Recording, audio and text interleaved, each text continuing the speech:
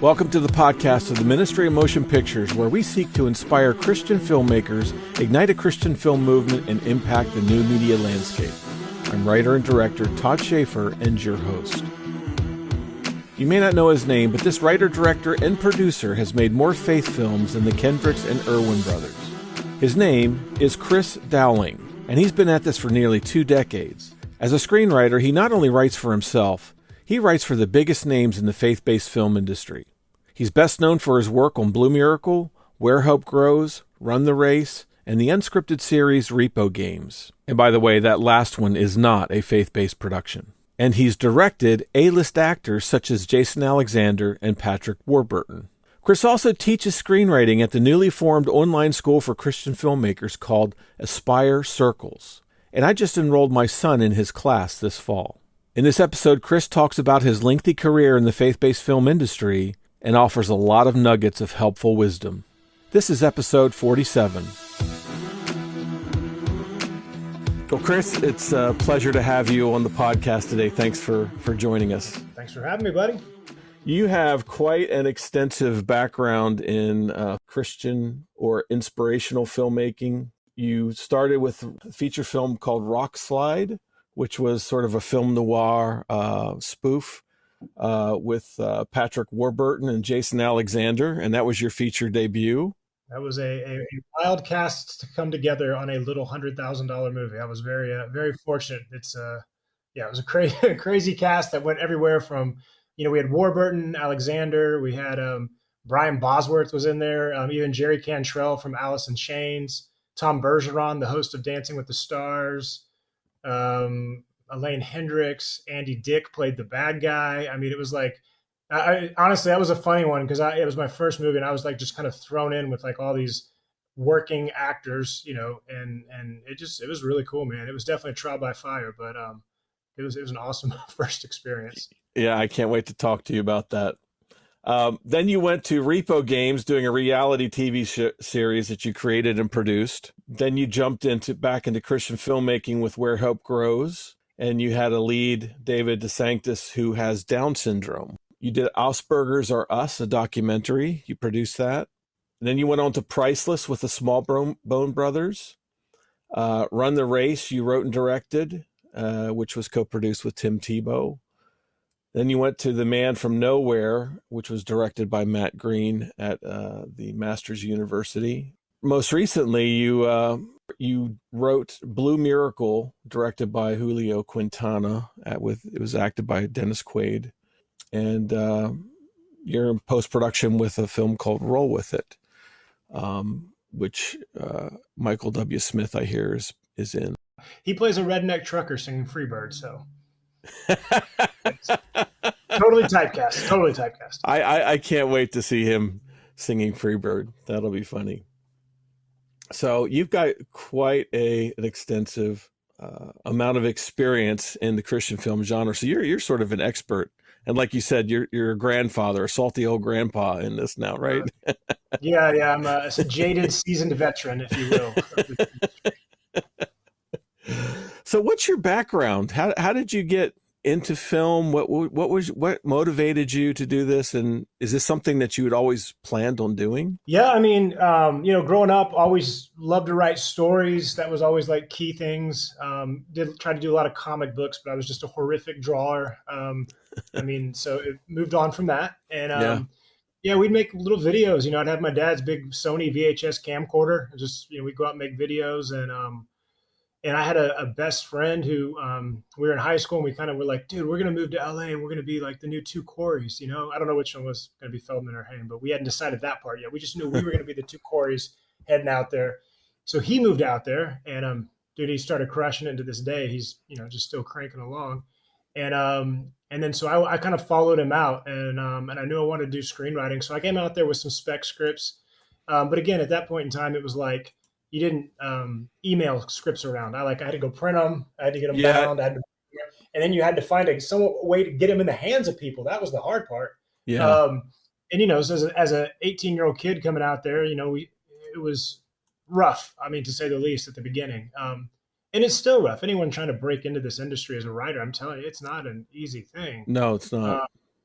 but fortunately, as I was out there, I mean, there was people that I got to know, and we had a good group of people that we were around, and people were reading my stuff and thought I was good, or at least good enough. And eventually, if you stick with it, I mean, now it's 20 plus years for me, but like, it starts to happen. And there's projects obviously like I'd written and, nobody wanted to touch because I had no credits behind me. I hadn't done anything. And then all of a sudden, you know, I get a couple credits underneath me, a couple successes, and then I send the same project back and be like, "Oh, we love this." And it's like, Huh. dude, you already read this, and it's Yeah. hey, you didn't like it the last time, yeah. But so that's how the industry is, right? It's the Yeah. crazy chicken or the egg thing. Like you have to be successful for them to want to do your projects. But Yes. how do you get a project, you know, up and running if no one's there to support it? Yeah. No, that is a challenge. That is a challenge. So you studied radio, TV, and film at University of Texas, Yes, I am a and Longhorn. you're Longhorn, and then you moved to LA, and you got your start not in directing or writing. You started as an actor. Yeah, I mean, like when in Rome, right? I mean, if I was going to LA, I mean, I might as well get some headshots.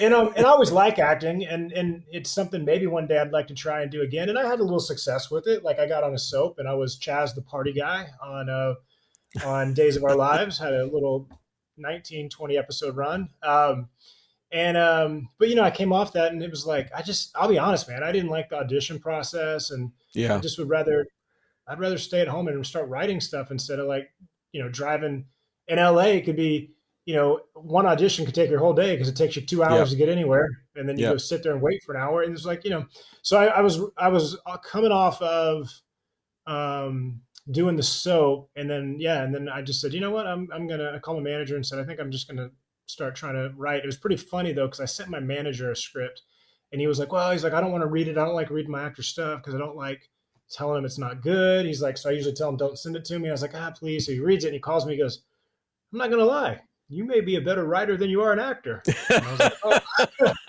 I don't know if that's good or bad to hear from your manager. But anyways, so I kind of moved full force into, pursuing the writing and directing thing. So That's great.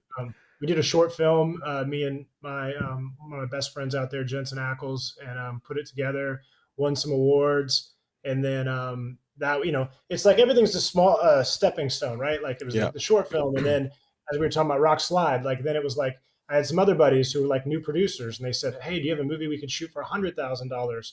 And we were like, "All right, well, what if each of us went and could get 25,000 each, and there was four of us, so we could pool this money together."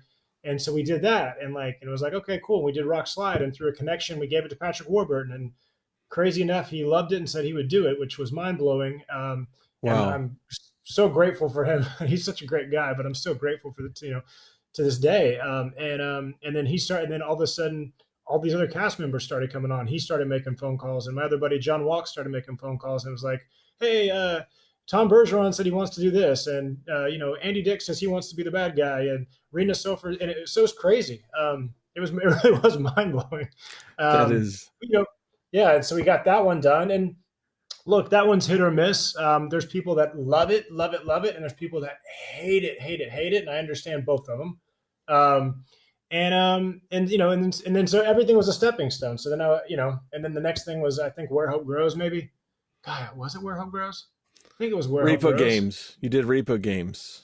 Oh, well, I'd written Where Hope Grows. It hadn't gotten done yet, but I financed yet. But yeah, and then from there, it was crazy. Me and my buddy had this crazy idea. He's a full time actor, and we said, man, what if we did this show where like it was a live repossession, and then we let the people getting their car repossessed play a game show in their front yard against the repo man, and if they win, we pay off their car and they own it, and if they lose, we repo it because it was a live repo anyways. And I told my lawyer, and he said there's only one person I know crazy enough to pull off that legal nightmare. And so he hooked us up with this company, 495 Productions. And sure enough, we sold it to at the time Spike Network, and it was the largest series pickup in Spike history. They did 20 episodes right off the bat. Um, Incredible. So I've seen over 200 live repossessions. I got shot at in Vegas. I had to be the SWAT team had to run us out with shields. I mean, Oh my gosh. yeah, that was a wild ride. It was a fun wild ride, and it's funny because to this day, I still work a lot with 495. I still do unscripted stuff, and Yeah. and I work with 495 still. And even like yesterday, they were shooting the show over here by me, and I went over there, and one of the guys there, he's like, "Dude," he was like, "We still talk about Repo Games. How do we get it back on? It's been 10 years. It's the best show ever." And I was like, "I wish we could, man." But I haven't seen it, I have to confess, but it sounds like a fun show. I gotta look it it, up. it is a fun show. It's a wild one. And look, again, I mean, we weren't repoing Corvettes from rocket scientists, so it was like more like fun, jokey kind of questions, almost like jaywalking with Jay Leno. If you remember that, where he asked kind of silly questions. Yeah. But I'm not gonna lie, when there's six cameras and your neighbors are watching and your car is on the line, it's crazy how you can't remember the simplest things. You know what I mean? So it was a good one. So yeah, and it was cool because Repo Games gave me the money to then. What happened next was Rich Peluso at a firm called me about this movie called The Remaining and asked me if I could rewrite it, but he wasn't ready to greenlight it yet, but he really loved the idea. And he said, "Hey, you'd have to kind of basically do this on spec. But I think if you rewrite it, I think we can get it to a place where I can greenlight it." And that was super fortunate because I was in the office with my reality show stuff, and we were in post production, so I had some time to start noodling it, and got to rewrite it, and Okay. it got made, and so that yeah, and that movie's great. That movie actually just got because I think probably Halloween, but just got released on PureFlix again as kind of so it's getting kind of a rebirth right now. So that was an apocalyptic horror film, Yep, yep. It's the old subgenre known as faith-based horror. and that was before Hope Grows. Where Hope Grows? Yeah, that was right before Where Hope Grows, Okay. if I remember correctly. And then same thing. I started helping some guys rewrite something, and they were trying to do this movie with like a small town feel, but it was kind of like a screwball comedy. And I was like, hey, if you guys are trying to have a project that like a city or a town would get behind, I've got this project. And I showed them Where Hope Grows, and they were like, yeah, let's do that one. And so we had an investor that came in and gave us the money, and we took it to Louisville, Kentucky, and it was Wow. and to this date, it's still my favorite movie I've ever shot. I don't think I'll Yeah. ever shoot a movie that I love more than that movie. So what was the inspiration for that film? Funny enough, even though again, it's like the Hollywood Reporter said it was the first English-speaking film with a lead actor with Down syndrome. Mm. Um, but it wasn't really the inspiration wasn't the Down syndrome or a special needs angle. It really was about a man who finds childlike faith at his lowest point and Mm. how what that could do. And so I needed like a harbinger of this childlike faith. And I said, hey, I didn't really know anyone with Down syndrome or special needs really. And I said, but what, it would make sense if it was like an individual with Down syndrome because you can believe they have this childlike faith and the world would think that they're stupid or they don't get it or they're idiots or whatever the way the world judges individual special needs. But then really, actually, they're happy. Like this guy's happy. Like the character's he's a happy guy, like, and so but he's not worried about the world, Yeah. and so it's about this guy who has it all, who was a major league baseball player, probably had any woman he wanted, had money, had everything. He's struggling to raise his daughter as a single father, and he just has this chance encounter with this kid that works in the grocery store, and how literally watching that kid live his life, certainly someone we would consider the least of these in today's society Hmm. actually has it more together than this guy does. Yeah. And it won the audience award at the Heartland Yeah, Film. the Heartland Film Festival, which is really cool because that festival is kind. I mean, like that's a super legit festival. It's like, I mean, honestly, it's almost like kind of Sundancey for like family or just like family films, I guess if you would Hmm. say that. But it's Yeah. like it's certainly prestigious, especially in this world. I mean, I know it's great. We've been nominated or won like Dove Awards and other things, but like Heartland was something cool to win for me. Like that was probably the coolest one. And that led you to doing a documentary on Asperger's. Funny enough, not to well. So that led me to Priceless because John Chapman, who is with the Smallbone Brothers, like he had seen the movie and said, "Hey, the boys want to do this movie. We saw Warhol Grows. We feel like it's the right vibe," and so that started that conversation. But my one of my best friends he was my DP on Warhol Grows, and he had bumped into this comedy troupe in Boston where everyone had autism, and so he was the one who came back and said, "Hey, I'm going to go shoot this. Let's see if we have anything." And we watched it, and he went out there. We got it, and it was enough for a short film. And he was like, "Dude, I think we could, if I went back out there for a couple of weeks and we had an idea, like this could be feature length." And so it all worked out and turned out great. Netflix bought it. It was at it was at South by Southwest. I mean, it was really, really proud Wow. of it. That's Um, great. Yeah, I yeah, and remember. then funny. Yeah, there was a lot of press. It was marketed very well. Oh, cool. Thanks. Yeah, and then that funny enough, that led to On Tour with Asperger's or Us, which was a limited series that HBO picked up. So that's Oh, on HBO. So okay. I didn't know that that was a yeah. series. Oh yeah, it's great. It's actually I think it's better than the doc. It's a travel log. The boys get to Winnebago and they do their first comedy tour where they get booked for 25 shows across the US. Huh. So they spend their summer just tackling the US together. It's pretty cool. That sounds great. So Priceless came out, and then you got Run the Race. Now, was that another one of your pet projects? That was something that you were really your one of your That babies. was my buddy Darren Mormon, who was producing it, calling me and go, "Hey man, do you want to get in the Tim Tebow business?" And I said, "Yes, I do." So he sent me over the script and said, "Hey, this needs a rewrite, and we think you're the right guy." And then the rewrite led to them talking to a bunch of directors, but then obviously my name was in the hat, and my name is the one that got pulled. So Oh, um, yeah, so good deal. very, very proud, very proud of that one. Again, I always say it. I hate the title of the movie. I hate even saying it. It's such a pedestrian, weird title. But I love the movie. Oh, that's great. Um, and then you must have been friends with Matt to get connected with the Man from Nowhere, because he did that at the Masters University without any Yeah. studio support. Yeah. Matt and I have been playing basketball together for 10, 15 years in Oh Santa wow. Clarita. And they do a bunch of the Masters University where he teaches, does these really cool short films every Yeah. year. So I've been writing their short films for the past 3 or Oh, 4 years. I didn't And know that. yeah. And they're really, there's some really good ones. And then he had this idea to try to pull off a feature in 8 days, which is crazy. That is insane. And we did it, and we're very proud of it. It's an exclusive on PureFlix right now. Oh, Um, okay. yeah, but it's pretty funny too. If you have you seen it by any I chance? have. I have. Okay, so there's this whole, and Matt may have talked about this, but there's this whole neo noir, or not neo, just noir through line, like B story, right? Yeah. 2 weeks before shooting, that whole story. Did he say this was a Yeah. western? Did he tell you that? Yes. It was crazy. And then I was like, And you were the okay, one at having to rewrite the whole thing as a yeah. It Western was like, all right, no more. noir. Yeah, yep, no more western. Now we're doing noir. I was like, all right, cool, let's do it. While you're in the But shoot, was that in the middle of the shoot or was that before the shoot? it was about 2 weeks before the shoot. Wow. Yeah, but it was kind of cool because it was kind of like a Master Chef thing where it was like, all right, here's the locations I think we can have. Here's the stuff we can do. Now go write this.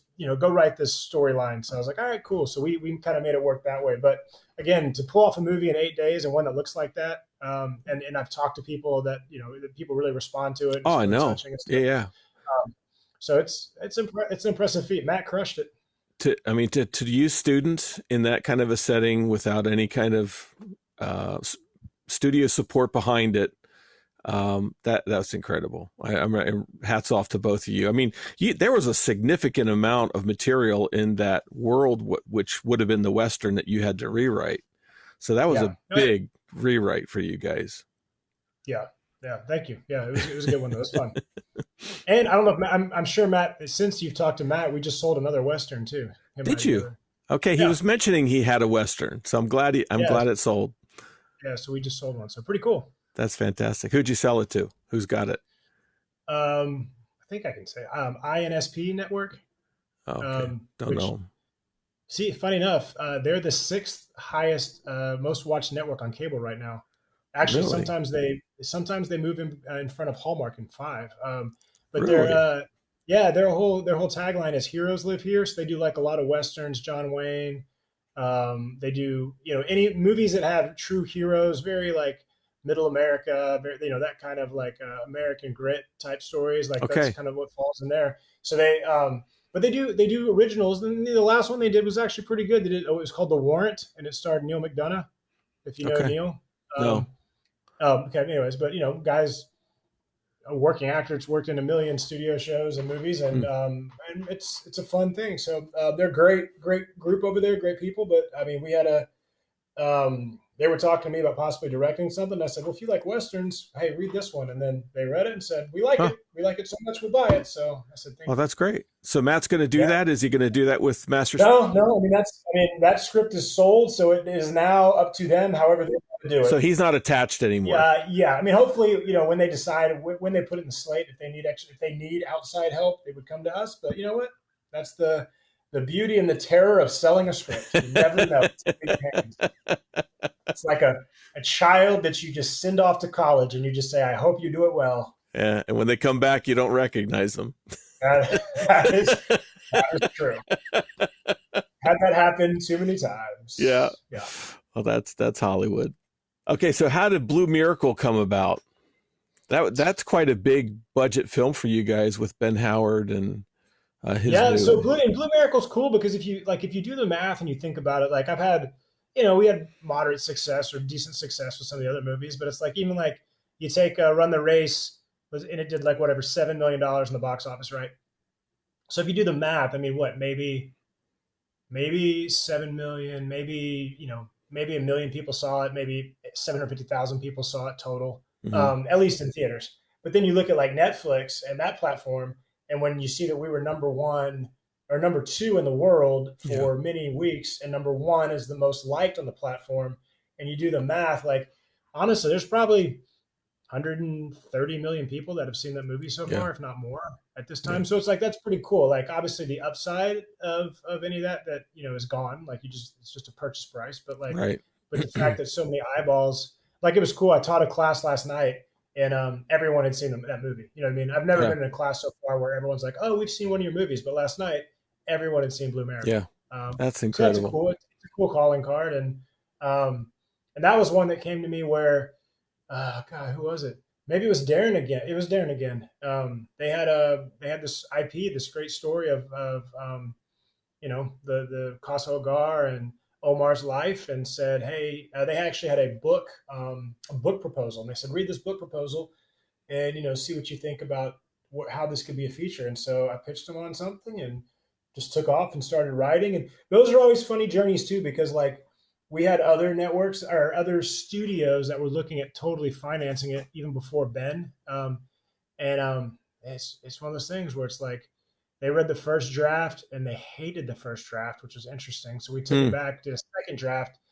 They liked the second draft a lot, but still had some notes. But then at that time, we floated it to some other people, and the other people were like, "No, we like it as it is," and so it moved on. And then obviously it was a success. So, Hmm. um, but it's funny when it's a funny dance when you have a script that you're trying to sell in the Yeah. market, and just you know how people perceive it or what they want to do with it, and you never know. Was that one of Ben Howard's first Third Coast Entertainment projects? That might actually be his first one that actually went into well, not went into production, but definitely aired because Ben and I have Roll With It with Shonda Pierce. Yeah. That was that is that we have, and we're just working on our distribution right now because it was going to be theatrically released essentially last October, but Hmm. obviously that all fell apart. So we're just trying to figure that out. But that was, I think, those two are Ben's first two Third Coast productions. Oh, okay. Um, so Good. Yeah, he's a nice and guy. they both turned out great. I'm super proud of both of them. So Yeah. Yeah. I'm glad he got that going. Now tell us about Roll With It. yeah, so Roll With It.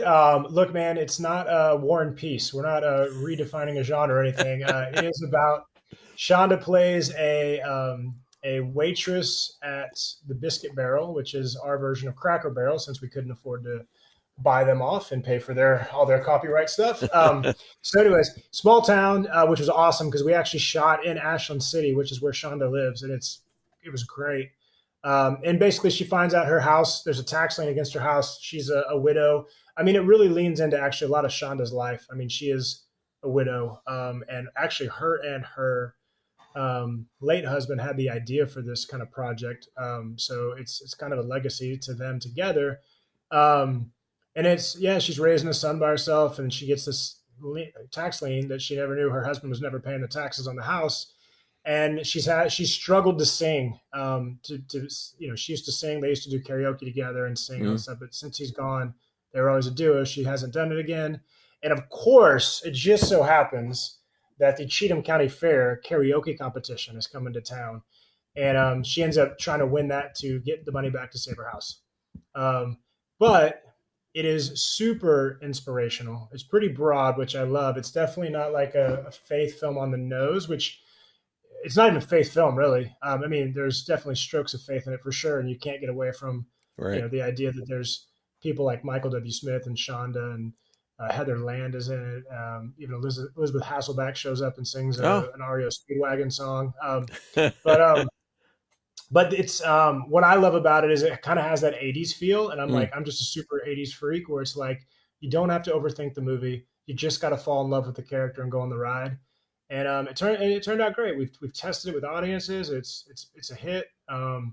We just now need to figure out where it lives. But there's great music in it. Huey Lewis and the News, um, Katrina and the Waves, Wang Chung. I mean, it's called Roll With It, so it opens with Steve Winwood's Roll With It. Freebird, which I think I told you, spoiler alert, is Michael W. Smith is a Yeah. redneck singing in the bar. Shake Your Groove thing. So it's like all this great music, and I love music so much. Hmm. So that was really fun. I mean, I had a blast picking the songs. There's an epic performance of "Built This City," the Starship song. So Right. it's fun. It's really fun. We just need to get it out there. I can't wait. Yeah. And no idea when that's going to happen. We are in talks right now, so hopefully, I literally was told we should have an idea in the next 2 weeks. So Okay. All right. So yeah, maybe sometime next year. my guess is it would be sometime first quarter next year. Okay. That's quick. That's pretty quick. Yeah, I mean it's, but I think we're chomping at the bit, ready to get it out there. We just Yeah. need to find the right partner that is as chomping as we are. So Yeah. That's good. That's good. I hope that works out. thank you. Yeah, yeah, it's been yeah, it's a good one. So you've written about 9 features and you've directed 4. So do you have a preference between writing and directing, or is that just something that happens out of necessity? I mean, right now, preferentially, I like to write because I can do it from the house, and I got 2 little kiddos that I don't like leaving, Okay. and my That's wife good. I don't like leaving. So, as of right now, I'd rather write if I had to choose. Hmm. I really don't want to direct like a movie a year just to stay relevant. You know what I mean? Like to keep it going. I Hmm. don't want to just have these long layovers. I just optioned a script called The Miracle Girl that I'm really excited about. That we hopefully will get into production within the next, I don't know, end of this year, into the beginning of Hmm. next year. But that was just last 2 weeks, so I'm slated to direct that.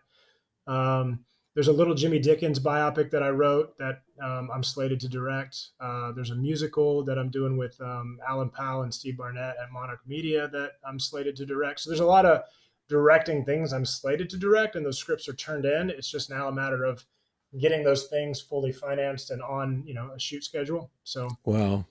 How are you so yeah. prolific? It seems like you've got stuff just flowing out of you. I do. I honestly, that's funny. I will say I write really fast. Yeah. I just, for whatever reason, that's just, I don't know if it's my gift or it's just so like, and I'm at the point now where I have a lot of people like that are kind of coming to me, but I can turn things around really fast. Mm. So, and I also don't have like, I'm not stuck in one genre. I mean, as you've seen, like Yeah. I've done sports dramas, I've done horror films, comedies. I've got characters that are all Latino except for Dennis Quaid, as in Blue Miracle. I've got scripts I've written where there's a lot of African American characters. I've got 2 scripts right now that are being shot that are both strong female leads. The Miracle Girl that I was talking about it is a vehicle for a strong female lead. So um, I don't know. I don't know. I if it I just I crank. Like if it's something that I got a vision for, I'm just going to sit down and crank it out. And Mm. even if it's not the great, here's the beauty of having success, right? Like, even if it's not like perfect or the best, whereas like earlier before I'd have to have it like top notch shape to get around because Hmm. I mean it was literally the calling card. You know, now I've got people that if I can just get them the script and I go, hey, here's the script. Now, if you like it, let's work on this together. Now they'll take that chance. So I think it's easier. Like the pressure's off in some ways a Okay, I little bit, see. Yeah, yeah. where I can just kind of crank through it and be like, okay, here it is. We're gonna make this a lot better, but like here's the script. True, true. Um, So on your first scripts, you got to do like 20 drafts, but on your current stuff, it's just a few drafts to yes, get you. yeah, that's the way this weird. Huh. Interesting. So how long does it generally take you to write a script from start to finish? Do you have like an Um, average? you know what? It so depends on like a movie like Priceless. The first draft took a week. Um, on Blue Miracle, you know, the first draft probably took a month, but I don't really, I'm not good at mapping out. So like a lot of guys will do like beat sheets or like an outline, or they'll do the board and they'll put all the Yeah. scenes up. I can't do that. I just sit down and I just start writing. Mm. And so a lot of times, like when I did Rock Slide, I was making sure I wrote 5 pages every day at least. And so I remember it was like page 85 and I was like, God, this thing sucks. Where did I go wrong? And so like I had to go back and I was like, oh, here it is on page 15. Like I made the wrong decision because I was just writing and I just kept running with it. So like I had to scrap all those pages and go back and start again.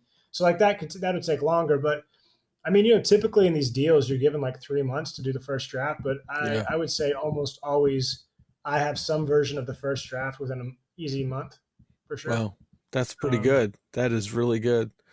I find myself in that position all the time. If I just go ahead and write, I end up somewhere where there's some surprises, but there's also some bad things that make me have to go back and restructure and do all that hard work to get it back up. Yeah, So well, and I think it's also like the more you do it, the more things land naturally. Because like again, like I'm not going, okay, what's my first act break? What's my second act break? But then yeah, it's always interesting. Then when I'll get through it and I'll go back and I'll go, oh look, my first act break naturally fell like right where it probably should fall. You know what I mm, mean? Like, but it's yeah, just I've been doing it for 20 right, something years. So it it's very different than trying to map it out for the first time or yeah, second time or whatever. no, for sure. That's great. Um, what do you find to be challenges in working in Christian film? Are there any challenges that you see? Oh my gosh. Yes, there are, Todd. There are huge challenges. Um, I don't know. Well, I mean, like, there's challenges that are where it's like people like marketers or producers or financiers or whoever it is, like obviously super limiting into a lot of times what you can do and say, Mm, which is super frustrating. Where it can be down to like in Run the Race, I had people tell me that like there's jump cuts of cheerleaders doing flip flops as like the football team runs out and they're kind of flanking them and doing flip flops like 99% of the cheerleaders in America probably do when the team runs out. mm, And it's jump cuts too. And you know, and I get the note, well, we can see the bloomers quit very briefly in one scene. It's like, dude, if you're looking for the bloomers and jump shots while the whole football team's running out, like so you yeah, get those weird notes, right? Where it's yeah, like why? Or like, you know, a lot of notes where it's like faith has to equal family friendly. And it's like, no, can't we show right, real things and do real things? It doesn't have to be gratuitous. Like, I don't want to do gratuitous things, but like, right. certainly there's people that are dealing with bigger issues than, you know, whatever little small way we want to paint it. And I think there's, you know, obviously there's different people in this industry that are making things for different, like the Kendrick brothers make for a certain audience. And I love Mm-hmm. those guys. They're awesome. And you know, like the Erwin brothers, they have their kind of take, and then I think I tend to feel like mine has a little more indie kind of vibe to it, which is Mm-hmm. kind of where I live it, where I like and enjoy the films I watch. Anyways, I always find it funny too because it's like people are like, oh well, you know, if I write a movie that's got to cut like the movie we have now, like there's just plenty of cuss words in it. You know what I mean? Yeah. It's the way it works. It's not a faith based film, um, but the film's beautiful and it's a great story of a daughter and a father coming back together and figuring out each other.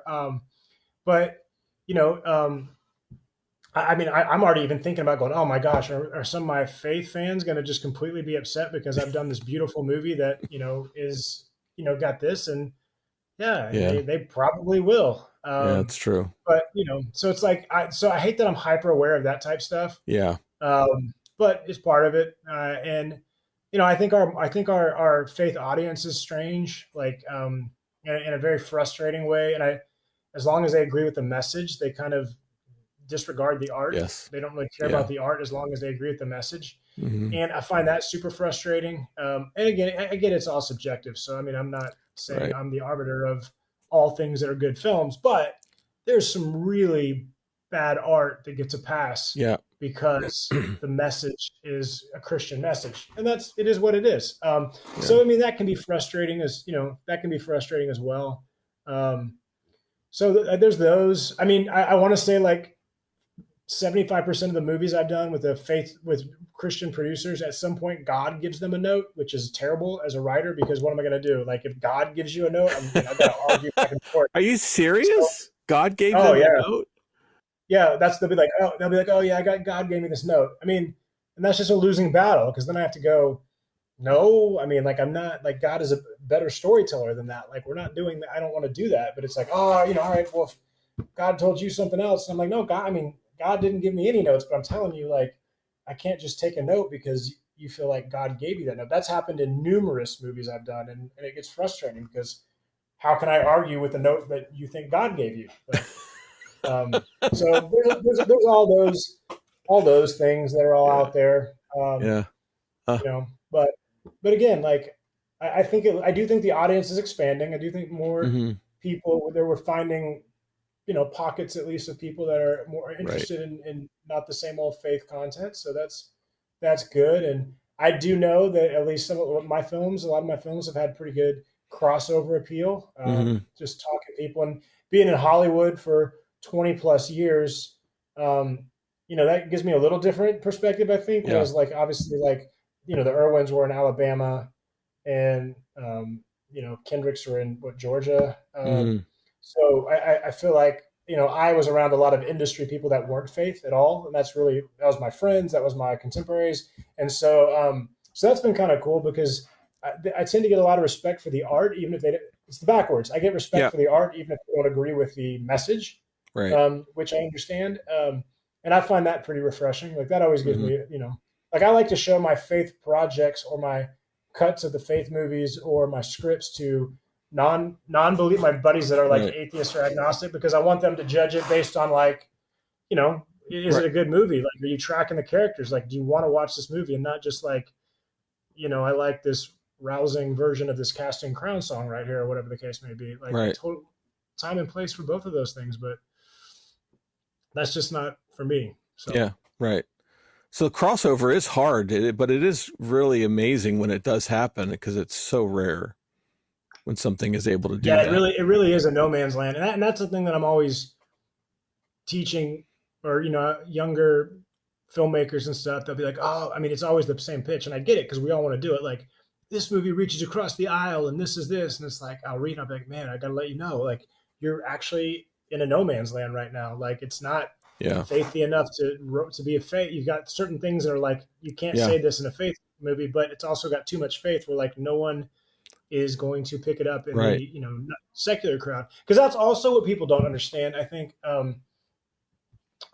is you're not when you're trying to sell a script or whatever. It's not the audience. You're not like going, hey, there's an audience for this. Like there very well might be an audience for this, but you've got to sell the gatekeeper at Netflix or the Right. producer. Like you've got that's got to be sold to them. So if they don't agree with it or they don't like you or they don't like it, that Hmm. audience will never have a chance to see it. There very That's well right. might be an audience for it, but you're thinking incorrectly if you think that this is like, well, there's an audience for this, they'll do it. And it's like, no, you got to convince this Right. Netflix guy why they need, why they should like it. And if it's something that's, that they're not super into, Right. then it's never going to make it. Hmm. I wonder if the ambiguity that in an attempt to make that crossover, I wonder if we maybe shoot ourselves in the foot by doing that too much. If you empty too much, then the audience knows it. Whether they're faith-based or not, they know you're not really being true to the theology or the beliefs of Christianity.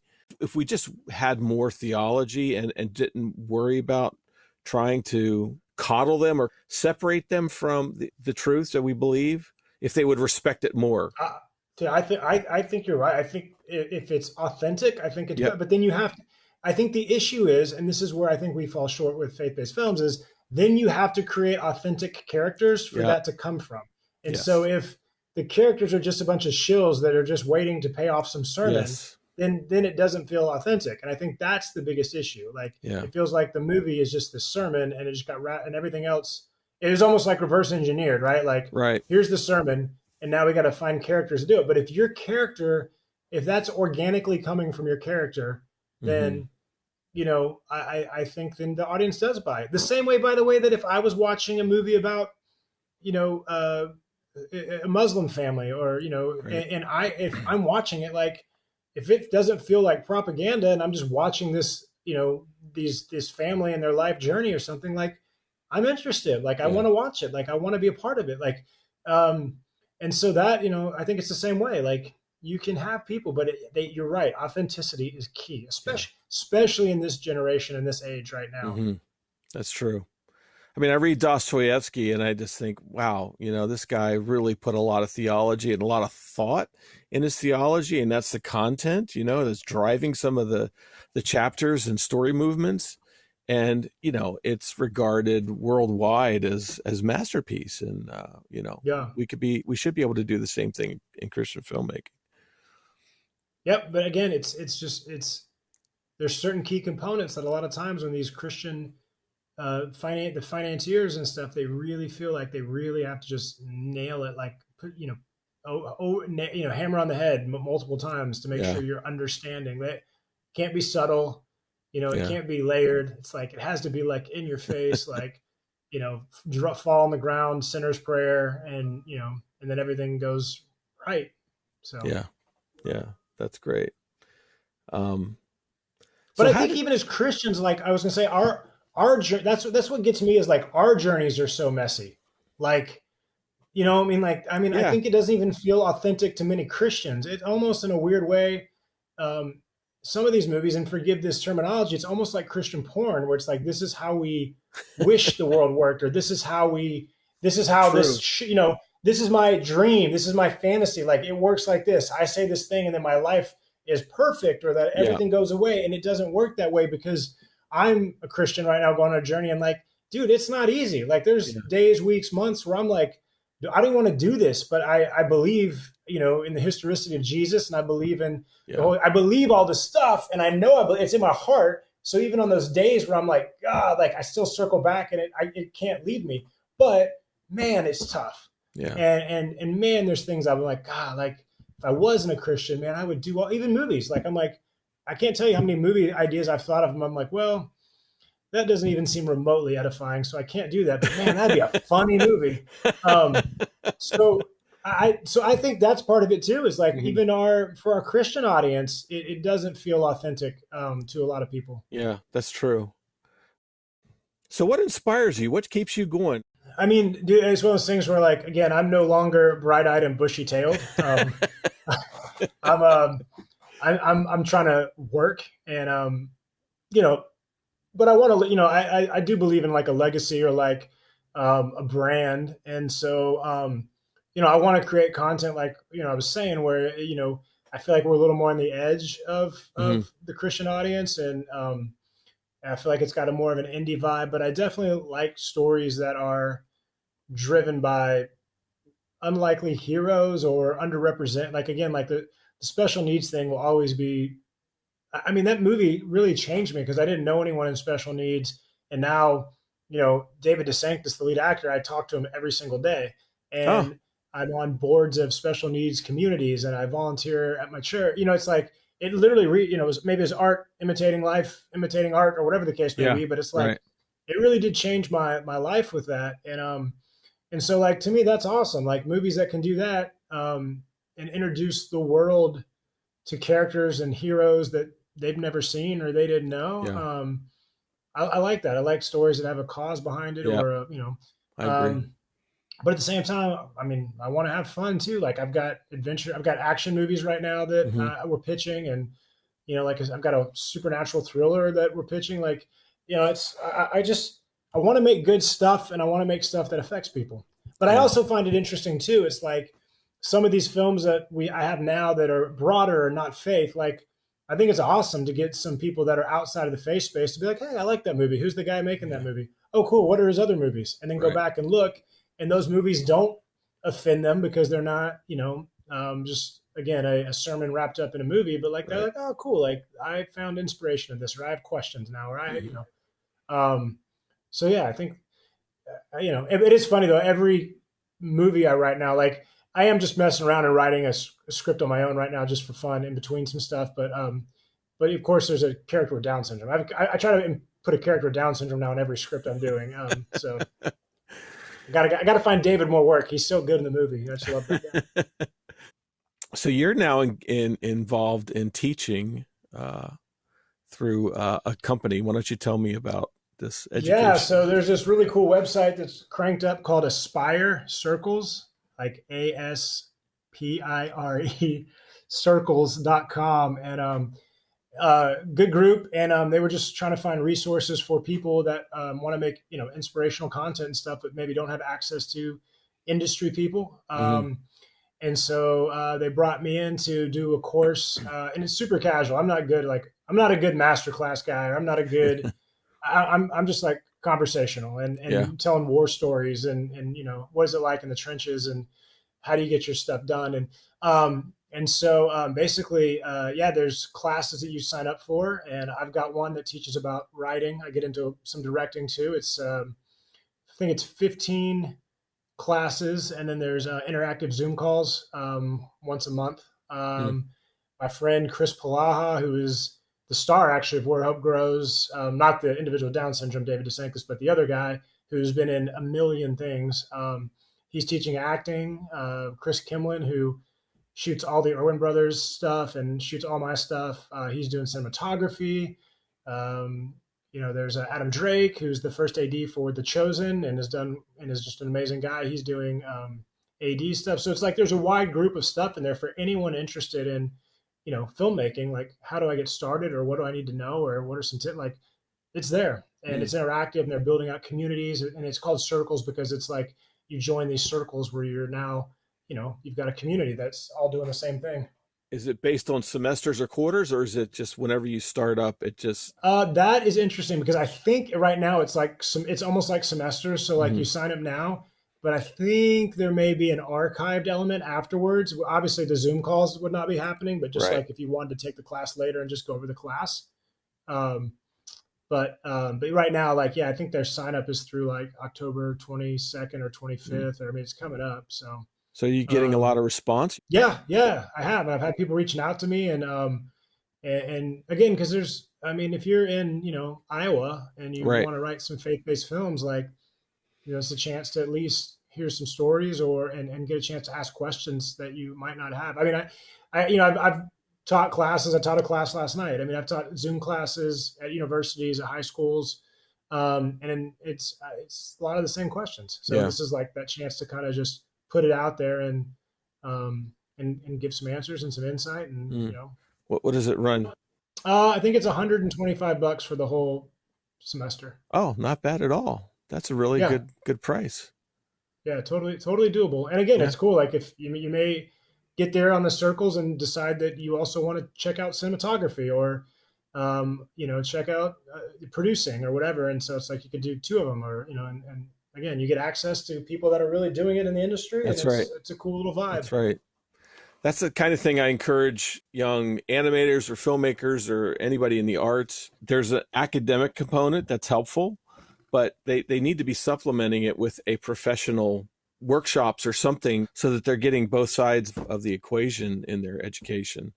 And I think this is a great opportunity for students who. Thank you. Yeah, and you're 100% right. Like, because it is. I remember even coming out of film school with UT, and I got out to LA, and I was like, well, this is the way I was told it was supposed to go. So, and then all of a sudden, I'm like reading other people's scripts, and I'm like, well, this format is off, and I'm like, wait a minute, they just sold this script for two hundred Yeah. thousand dollars, and I'm like looking at mine, going, you're supposed to be like this. I was told everything was supposed to be like.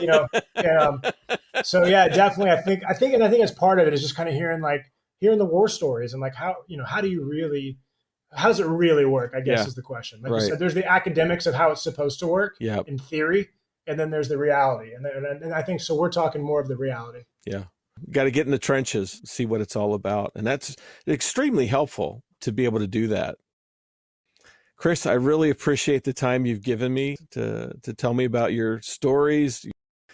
Just the inspiration of being able to work in this industry and do what you've done is so helpful. So I appreciate Oh, your thanks, time on buddy. this. Yeah. Well, I appreciate you having me, and anytime, man. Yeah.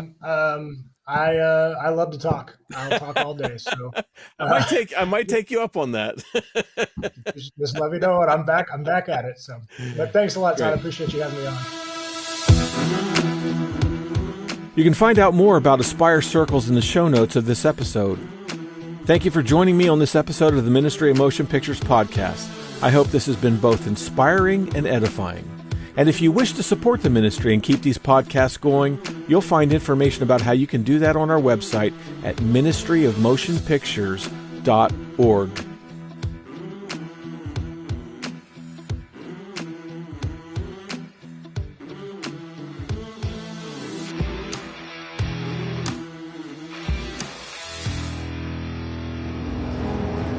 What we do in life